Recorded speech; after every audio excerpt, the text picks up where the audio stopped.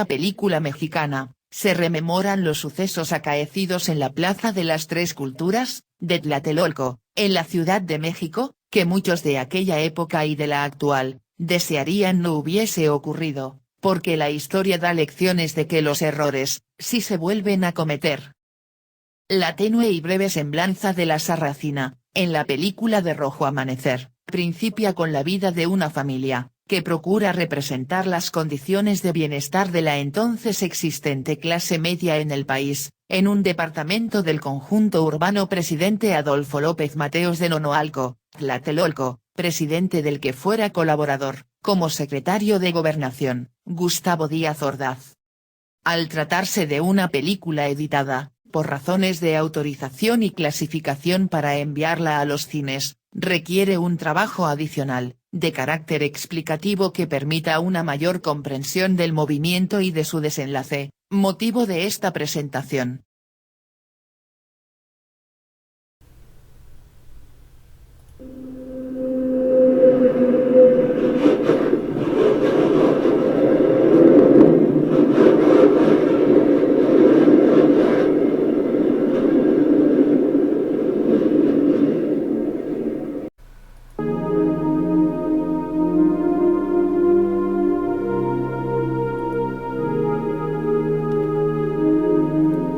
Desde finales del siglo XIX hasta inicios del XX, los estudiantes universitarios de todo México participaron en la configuración de varios acontecimientos sociales y políticos. Al inicio, sus protestas, se dirigían a demandar mejores condiciones de estudio y alojamiento así como ayuda financiera, por lo que se manifestaban ante las autoridades. Pero, gradualmente, los reclamos saltaron de las aulas, hacia la crítica de las decisiones de las autoridades del país.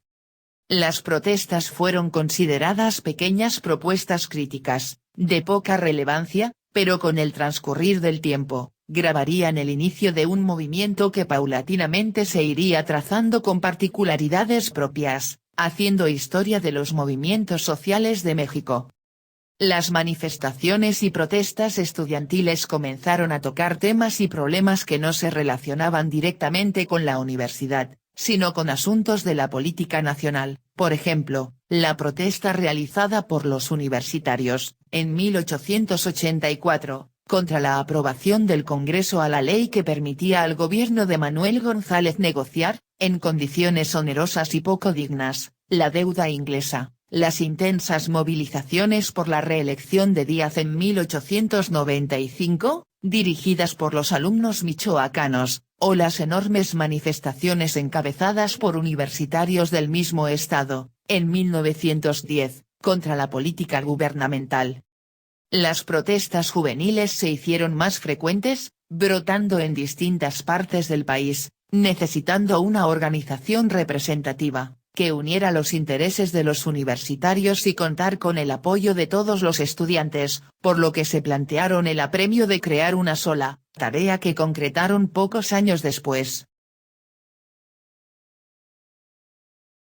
Al terminar la fase armada de la revolución, los jóvenes de la Universidad Nacional crearon, en 1920, la Federación de Estudiantes del Distrito Federal, como primera organización estudiantil del siglo XX en nuestro país, en defensa de sus intereses, entre los que destacaban la demanda de alojamientos, ayuda alimentaria y tipos de acreditación.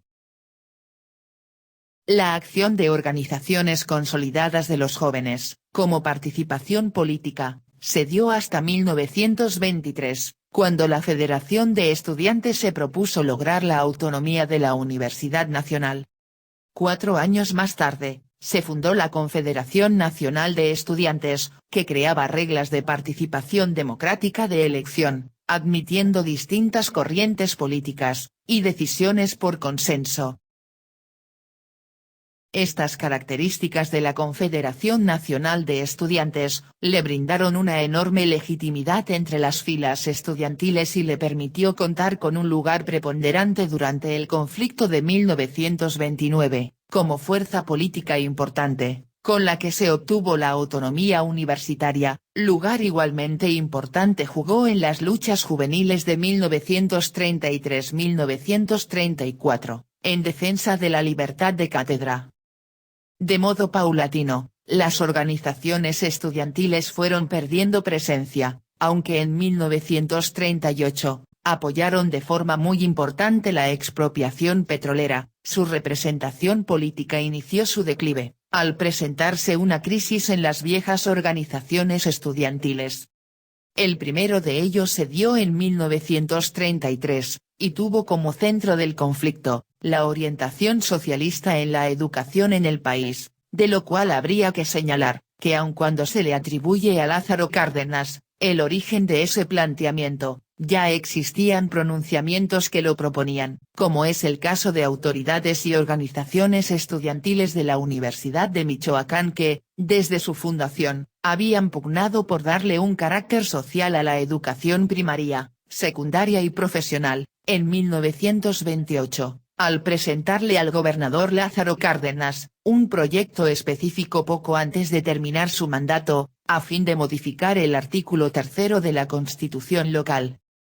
La iniciativa de la orientación socialista en la educación enfrentó, para su consolidación, problemas internos, de orientación ideológica y objetivos en torno a la educación socialista, en las organizaciones estudiantiles universitarias, que se agravaron en 1933, obligándolas a tomar partido y provocando profundas divisiones. La nueva orientación que se le quería imprimir a la universidad, ya se conocía desde 1932, a raíz del 9º Congreso Nacional de Estudiantes, realizado en Toluca, contando con la simpatía de delegados partidarios de Vicente Lombardo Toledano, activo promotor de la idea, que se fortaleció un año después en el Congreso de Universitarios Mexicanos, convocado por la Confederación Nacional de Estudiantes y la UNAM, en el que Lombardo logró el dictamen de aprobación explícito, para que las universidades adoptaran una orientación socialista, pero también se produjo el rechazo mayoritario de universitarios, encabezados por Antonio Caso, que reclamaban la libertad de cátedra como principio normativo de la institución, que originarían las vertientes que adoptaría el movimiento estudiantil en el país.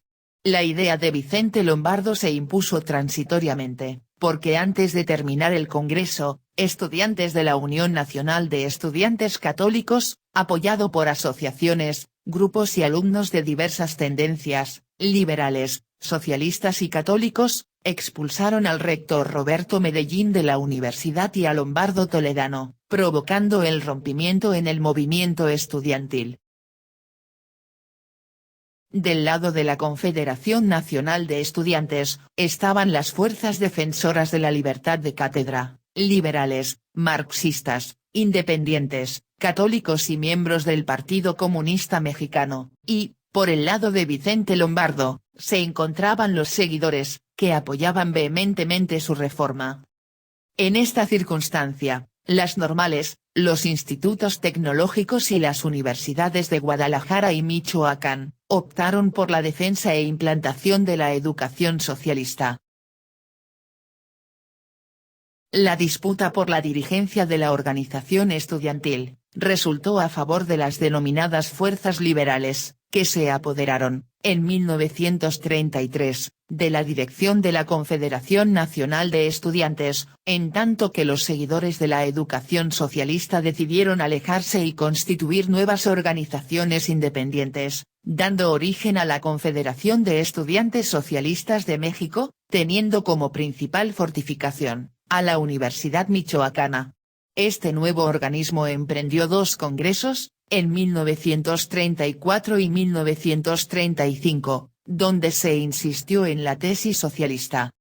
En 1935, delegados de todo el país, sostuvieron el principio de una educación superior progresista, aglutinándose, a exhortación de Lázaro Cárdenas, en las Juventudes Socialistas Unificadas de México, junto con las federaciones, de estudiantes campesinos y socialistas, normales rurales, Nacional de Estudiantes Técnicos, escuelas técnicas encabezadas, a partir de 1936, por el Instituto Politécnico Nacional, y la de Estudiantes Socialistas de Occidente, Universidad de Guadalajara. La Confederación de Jóvenes Mexicanos, se incorporó, en 1938, al Partido de la Revolución Mexicana, hoy PRI, bajo principios de compromiso social para atender a los hijos de obreros y campesinos y luchar, decididamente, para servir al pueblo y a las masas trabajadoras.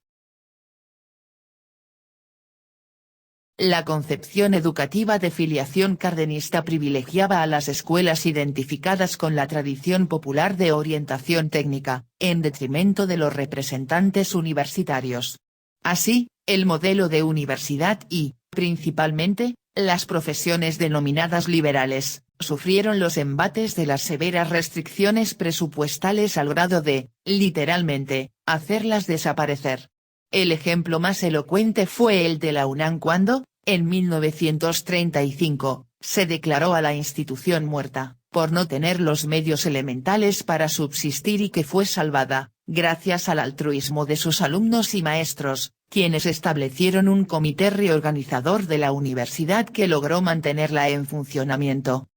En este ambiente hostil, la excepción fue la Universidad Michoacana, que recibía un trato preferencial tanto por su cercanía con el presidente como por su defensa de la educación socialista.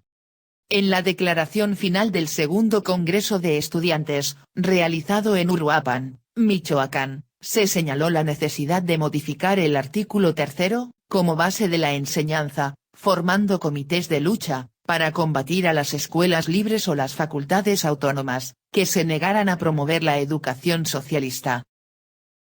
La polarización en las posturas, dio lugar a dos grandes orientaciones estudiantiles, contrarias en principios, acciones y métodos de lucha. La denominada liberal, influida por ideas solidarias como la Reforma de Córdoba, Argentina, autonomía, cogobierno, libertad de cátedra, inspirada en un discurso culturalista y humanista de corte católico.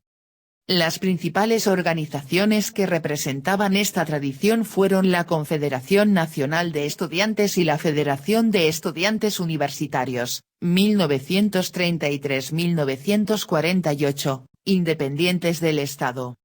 La otra orientación fue la popular, en la que se ubicaron los alumnos de los centros de educación popular que había creado el Estado revolucionario, como las normales, las escuelas de agricultura y los institutos técnicos industriales. Algunas de sus ideas estaban inspiradas en la reivindicación popular y defensa de los centros educativos, al servicio del pueblo. Esta tradición fue impulsada desde las esferas estatales y el ejemplo más elocuente fue la presencia de la Confederación de Jóvenes Mexicanos, en 1938, en la constitución del Partido de la Revolución Mexicana, como parte del sector juvenil del nuevo organismo corporativizado. La política de la unidad nacional, puesta en marcha, por Manuel Ávila Camacho, 1940-1946, daría nuevas características al desarrollo de la universidad, como proyecto educativo y, consecuentemente, al movimiento estudiantil.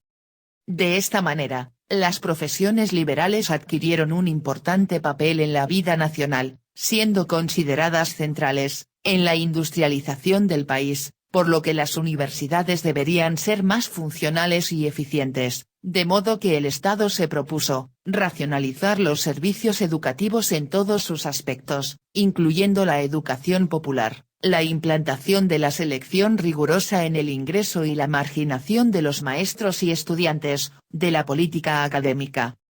El principal objetivo del proyecto era satisfacer las necesidades de crecimiento y productividad en el sector moderno de la economía, revalorándose a la universidad, principalmente la nacional, en detrimento marcado de los centros de educación popular. El trato desigual no tardaría en hacerse patente y las instituciones populares, clasificadas como de asistencia, sufrirían permanentes ataques para eliminar la infraestructura y los beneficios de los que gozaban. Fue una etapa caracterizada por el litigio de la sobrevivencia pero, sobre todo, por la conservación de comedores, becas, dormitorios, transporte y por mantener las conquistas del pasado. Al finalizar la Segunda Guerra Mundial, en 1945, los países del mundo se separaron en dos grandes bloques, el bloque capitalista encabezado por Estados Unidos, y el bloque socialista encabezado por la Unión Soviética. Esta situación generó una gran tensión internacional con el temor de un nuevo conflicto mundial bélico, por esta razón se le llamó a este periodo Guerra Fría. Durante este periodo, México tuvo, al igual que otros países del tercer mundo, que someter su actividad internacional, política y económica a uno de los bloques contendientes, el capitalista, derecha, o el socialista, izquierda, alineándose con uno dependiendo de la ideología predominante en sus gobiernos. Dentro de este contexto, México se alineó con el bloque de los países capitalistas. En 1947, México se integró a la Conferencia de Río de Janeiro, en la que países americanos se sumaron a los planes militares de Estados Unidos para enfrentar juntos la Guerra Fría. México firma el Tratado Interamericano de Asistencia Recíproca, TIAR. En respuesta, el presidente de los Estados Unidos, Harry S. Truman, visitó México para iniciar conversaciones con el presidente Miguel Alemán Valdés para devolver las banderas mexicanas capturadas en la intervención estadounidense de 1846. Al terminar la Segunda Guerra Mundial, el principal interés de México era desarrollar la industria nacional, por lo que implementó una política proteccionista, cerrando las importaciones de productos industrializados de los otros países. Sin embargo, a pesar de esto y del hecho de estar alineado al bloque capitalista, México logró establecer, mantener y ampliar sus relaciones diplomáticas con la mayoría de los países del mundo.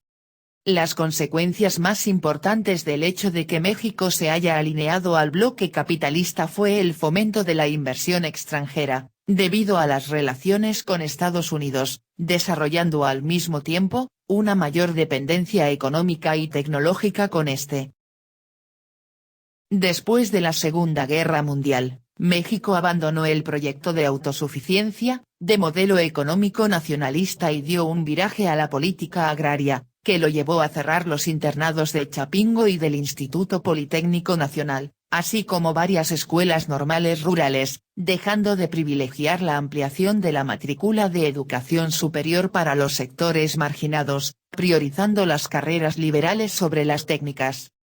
Con el control de los movimientos sociales, a partir de las leyes del delito de disolución social, emerge la resistencia estudiantil y obrera, que fortaleció su lucha a lo largo de la década de los 60, cuyos ejemplos son múltiples. Algunas de las reacciones a este cambio repentino en el manejo de la educación superior fueron, entre otras, las movilizaciones, en 1940, encabezadas por las escuelas regionales campesinas, que pedían demandas elementales de sobrevivencia como camas, cobijas, aumento de la ración diaria, etc. Otra reacción fue la del Instituto Politécnico Nacional, IPN, en 1942, debido a la negativa implícita, en la Ley Orgánica de la Educación Pública, de conceder carácter profesional a la educación técnica, cuya respuesta fue el castigo, con un saldo de varios estudiantes lesionados y recluidos. En 1947, los alumnos de las normales rurales, demandaron mejores condiciones asistenciales. A fines de la década, en 1949, la Universidad Nicolaita realizó una protesta por la construcción de un teatro al aire libre y, en lugar de otorgarle mayor presupuesto a la institución, el saldo fue de 2 jóvenes muertos y la salida del gobernador. En los inicios de la década de 1950, las normales rurales de Salaices, Chihuahua, y Tuxcueca, Jalisco, fueron clausuradas ante la negativa de la Secretaría de Educación Pública, de otorgar mayores recursos a los estudiantes, que habían iniciado una huelga en protesta por las condiciones de vida prevalecientes.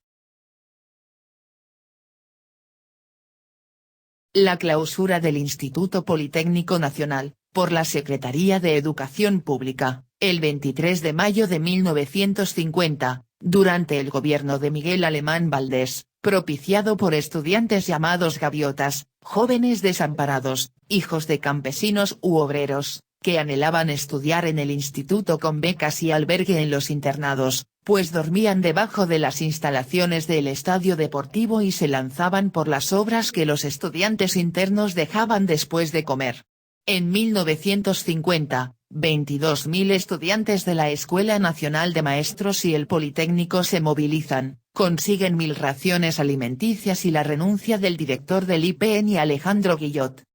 En 1956, estalla la huelga de las Escuelas Prácticas de Agricultura, el IPN, las escuelas normales rurales, huelga que después se generaliza a todas las escuelas superiores gubernamentales, con más de 100.000 estudiantes, organizados en la Federación Nacional de Estudiantes Técnicos, FENET, que se corrompe más adelante, afiliada a la Confederación de Jóvenes Mexicanos y al PRI, aunque los principales dirigentes militaban en el Partido Popular Socialista.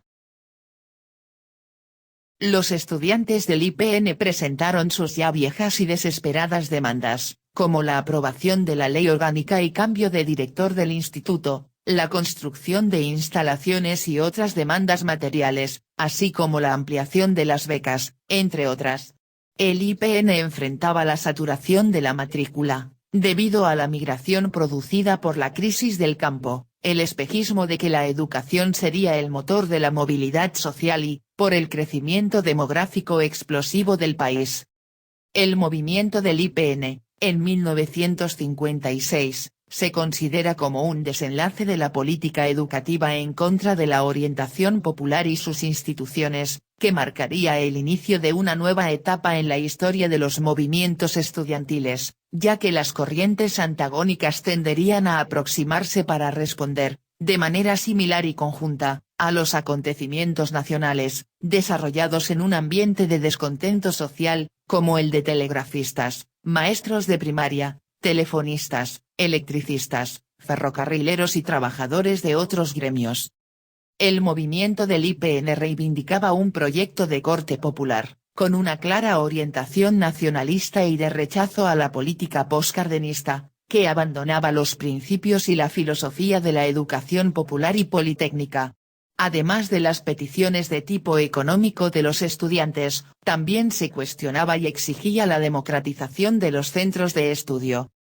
Las autoridades educativas acordaron, con las direcciones estudiantiles de las escuelas normales rurales y prácticas de agricultura y de la Escuela Nacional de Maestros, pero no con el IPN y la Normal Superior. El movimiento pierde fuerza y la huelga se levanta el 21 de junio, pero se mantiene la demanda de que renuncie el director del Instituto Politécnico Nacional, el doctor Hernández Corzo, por lo que es sustituido por Alejo Peralta, quien por un incidente entre él y los estudiantes politécnicos, de no aceptar la forma en que fueron designados los funcionarios del internado, la madrugada del 23 de septiembre de 1956, 1.800 soldados, granaderos y policía judicial, ocuparon las instalaciones del IPN, clausurando el internado en forma definitiva, sustituyendo los apoyos por un sistema de becas individuales y, el casco de Santo Tomás, quedó bajo el control de tropas, con lo que se cierran las puertas de la educación superior,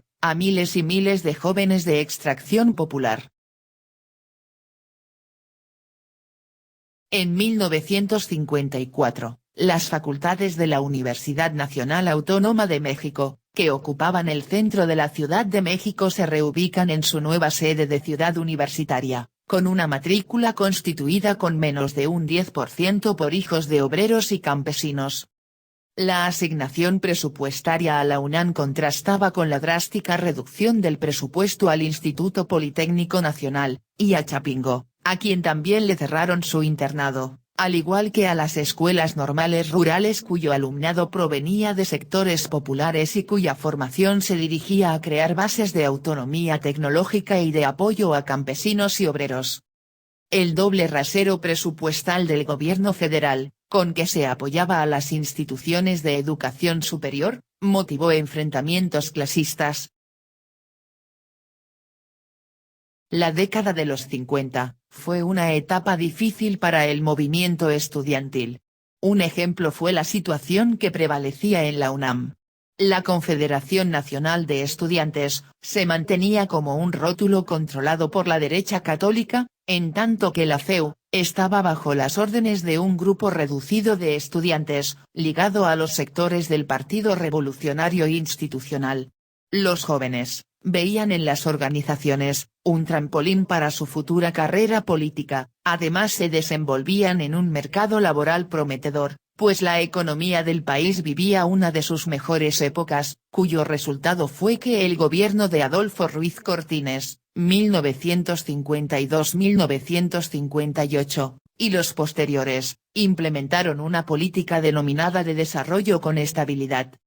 Al éxito económico de efectos significativos en el ámbito universitario, de ampliación de la cobertura, seguida de un proceso incontrolado de masificación, propició que la universidad, dentro de la modernización nacional, se constituyera en un factor de recomposición gradual de las intenciones políticas de los estudiantes. El proceso de industrialización produjo, entre otros efectos, una creciente demanda de cuadros profesionales, tanto para el tipo dominante de profesional, abogados, ingenieros, médicos, como para las nuevas especialidades de técnicos y administradores, haciendo crecer viejos y nuevos estratos medios, ampliando la demanda de servicios de profesionistas libres, que vivió por entonces su mejor momento.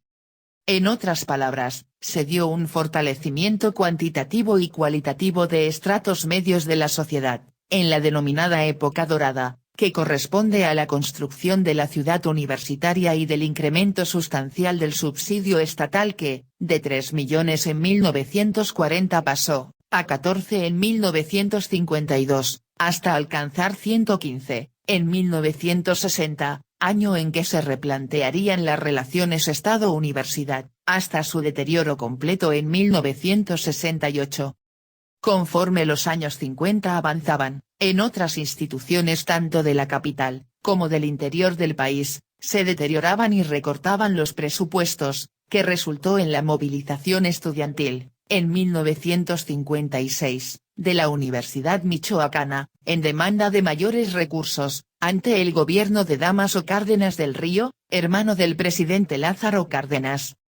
Pese a todo, en este periodo, la universidad en general, representó una gran expectativa, relacionada con la posibilidad de la mejoría en la escala social, que marcaba, además, una diferencia significativa, con las generaciones anteriores, en el acceso a estudios profesionales. Con la reclusión de los dirigentes, Nicandro Mendoza y del secretario general, Mariano Molina de la FENET, en la penitenciaría de Lecumberri, bajo el delito de disolución social, las autoridades introdujeron una estructura de mediación para controlar centros educativos al interior del IPN, cooptando a la FENET, con prebendas, para inutilizar todo intento de organización independiente del estudiantado. También en la UNAM se promovieron las sociedades de alumnos, a quienes las administraciones universitarias otorgaban becas, para operar como porros, como paramilitares, con competencias para romper mítines estudiantiles inconformes, respecto del proyecto político de las autoridades del país. Las luchas estudiantiles y universitarias, fundamentalmente de provincia, fueron tildadas como comunistas, en el contexto de la Guerra Fría. La aparición desde principios de la década de los 50, en el escenario político, de las clases medias, a raíz de la expansión estatal, del incremento del comercio y los servicios, de las grandes inversiones de infraestructura y de la expansión del sistema educativo y de los servicios de salud, dado el proceso de urbanización y fortalecimiento de la ciudad, desde los años 40, se definió en México, el campo de acción de los grupos medios, acentuando la diversidad interna, dada la estructura de empleo más compleja y el crecimiento sostenido de la economía, durante 40 años, que propició un importante proceso de movilidad social y el aumento de estas clases medias, al darse un incremento en la necesidad de cuadros calificados para los sectores industrial y el terciario de la economía, comercio, transporte, servicios, que asimilaron a los egresados de las instituciones de educación superior, en el mercado profesional de trabajo, por lo que el estudiar en ellas,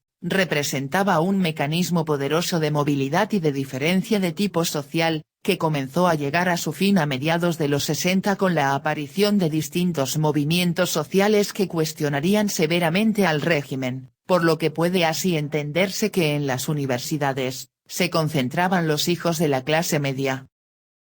Una importante proporción de los muchachos de las décadas de los 50 y 60, provenían de padres, de esa clase media que se había acrecentado, cuya identidad social, se definía por la educación, fundamentalmente del ámbito universitario de nivel superior, que dio origen a posiciones nuevas ante los problemas, tanto en la institución como en la sociedad, con la toma de tierras, la manifestación en contra del alza de servicios y tarifas, la disputa por espacios de participación, etc.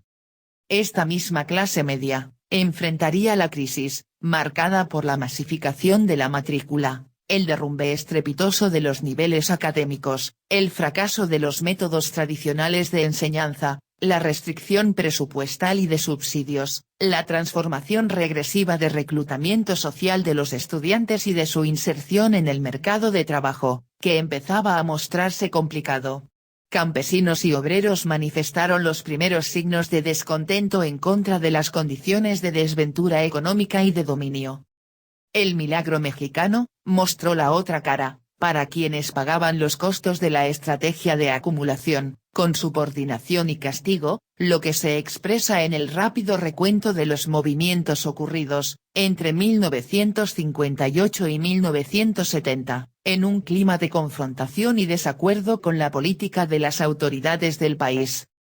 La intolerancia oficial para todas aquellas manifestaciones que no estuvieran incorporadas a la familia revolucionaria fue combatida sin vacilación. Además, se consolidó una explicación oficial que servía de trasfondo para justificar y controlar cualquier brote o manifestación de descontento, bajo un esquema de lucha contra la subversión y el comunismo, como una suerte de macartismo, que tendría profundas repercusiones, sobre todo para idear explicaciones sobre la aparición de los movimientos de tipo social y estudiantil como el de Morelia, en 1966, o el capitalino de 1968.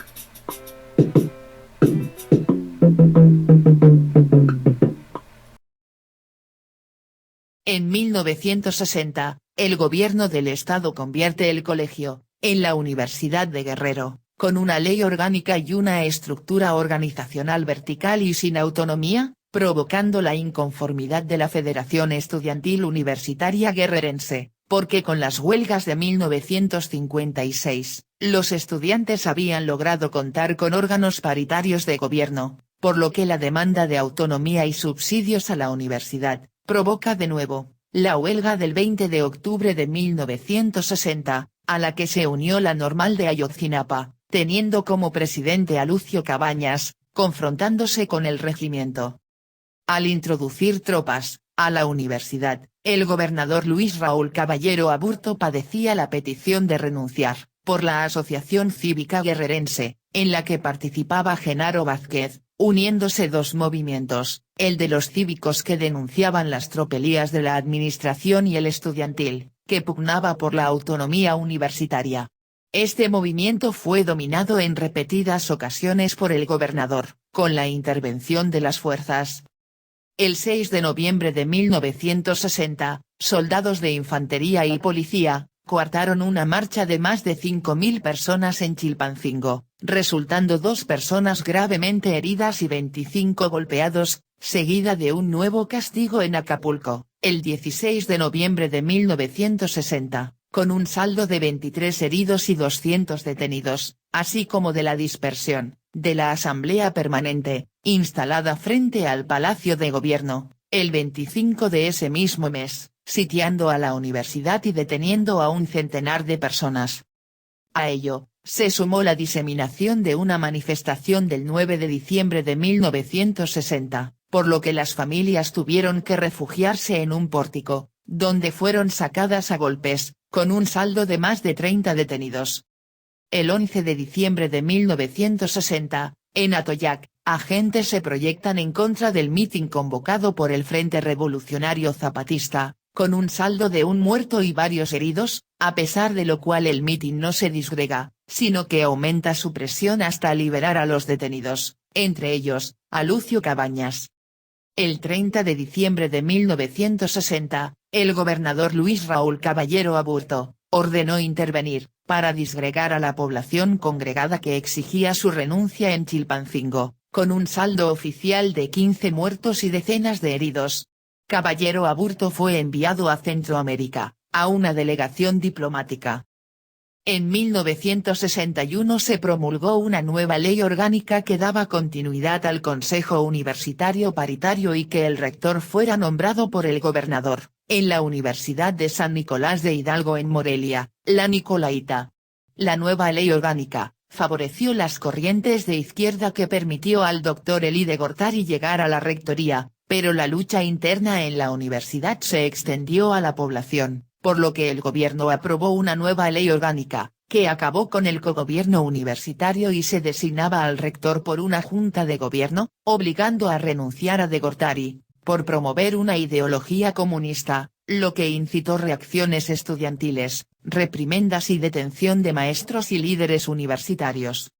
El 1 de octubre de 1966, estudiantes y ciudadanos de Morelia, se manifestaron en contra del alza en las tarifas del transporte público, que en la primera congregación, resultó exánime el estudiante Everardo Rodríguez Orbe, por lo que estalla la huelga estudiantil. El 8 de octubre, a petición del Congreso local, la tropa del general José Hernández Toledo, tomó la universidad y detuvo a decenas de estudiantes, previa realización de un desfile desafiante en Morelia, aduciendo una inducción comunista. Alrededor de 3 años, mantuvieron presos al líder de la Central Nacional de Estudiantes Democráticos, Rafael Aguilar Talamantes y, al dirigente Efrén Capiz.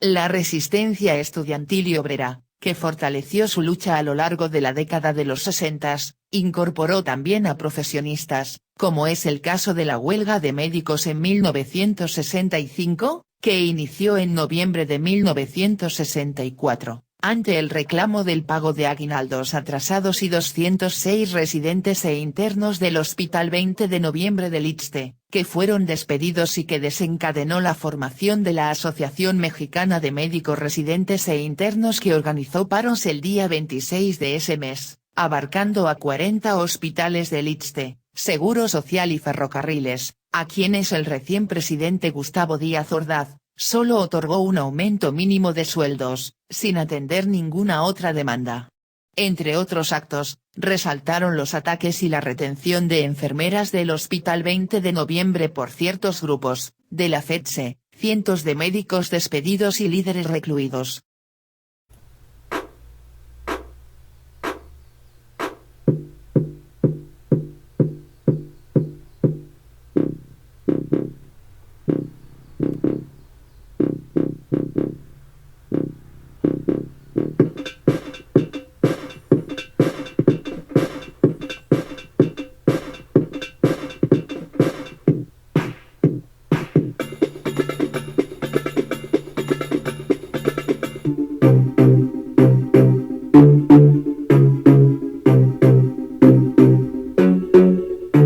Durante 1967, los estudiantes de Sonora, protestaron por la imposición del gobernador Faustino Félix Serna, quien solicitó a las autoridades universitarias que orientasen al estudiantado de no participar en actos extrauniversitarios, pues eran aprovechados, y generalmente, por grupos políticos, por lo que el estudiantado debía instruirse, sin intervenir en el manejo de la sociedad.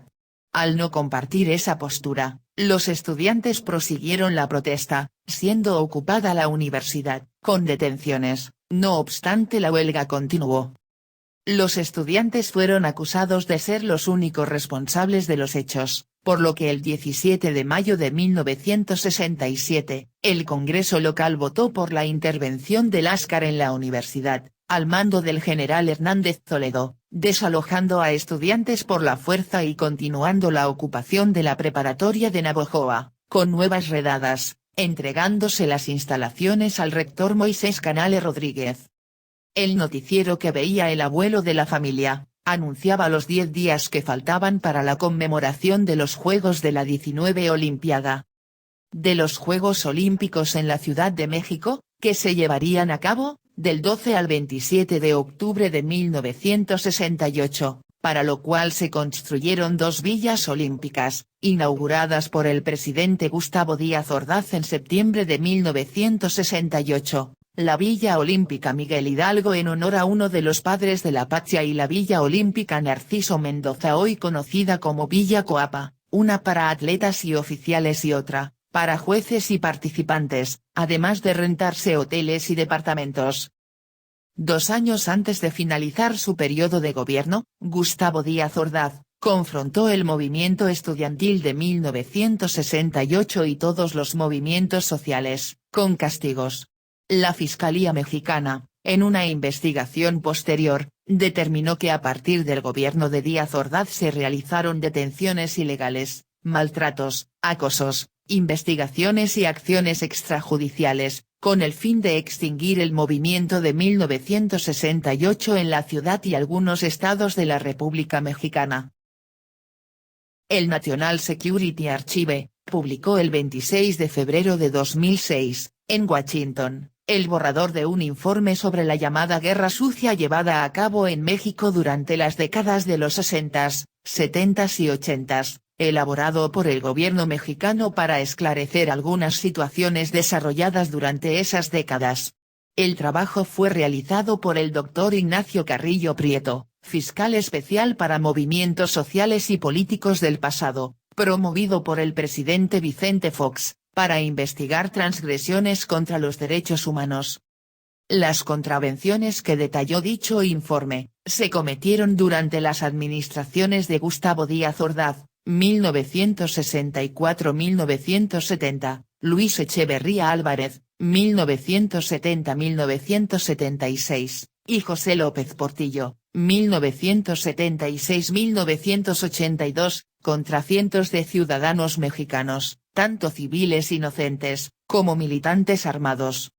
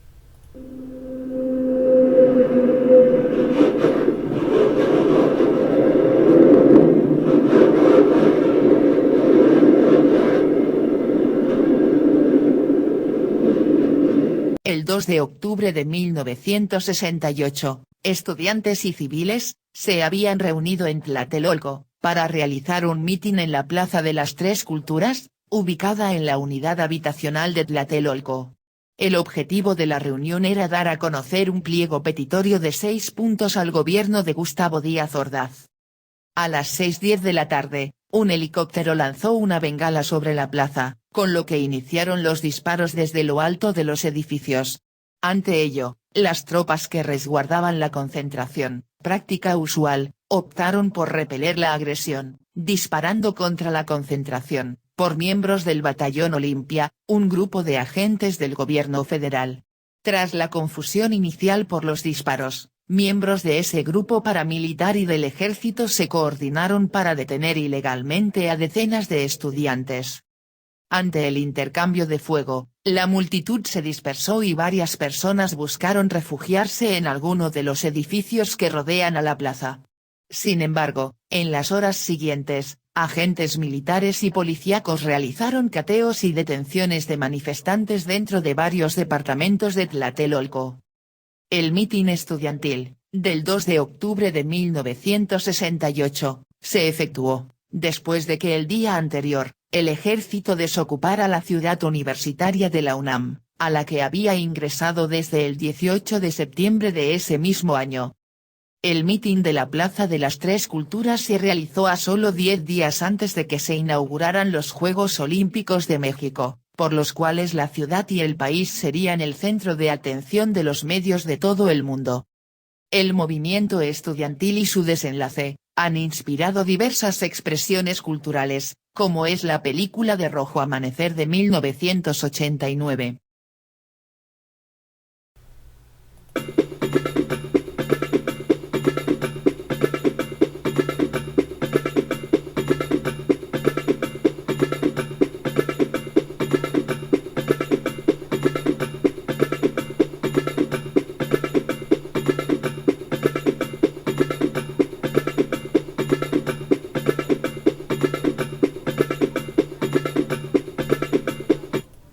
Díaz Ordaz justificó el castigo ante la Embajada de los Estados Unidos en México y la Agencia Central de Inteligencia de ese país, de la cual era informante, por el supuesto vínculo entre el movimiento estudiantil y el comunismo internacional, Unión Soviética, Cuba y China, que buscaban boicotear los Juegos Olímpicos, dando información de que los estudiantes y comunistas eran cuestiones de seguridad nacional, por lo que había que perseguirlos. Su acción se fundamentó en el artículo 145 bis del Código Penal del país, que expresa el delito de disolución social, a iniciativa del entonces presidente Manuel Ávila Camacho, en 1941, quien revirtió la vocación educativa del cardenismo, de favorecer a los más necesitados, a los desposeídos, a los obreros y a los campesinos, al proclamar la educación laica,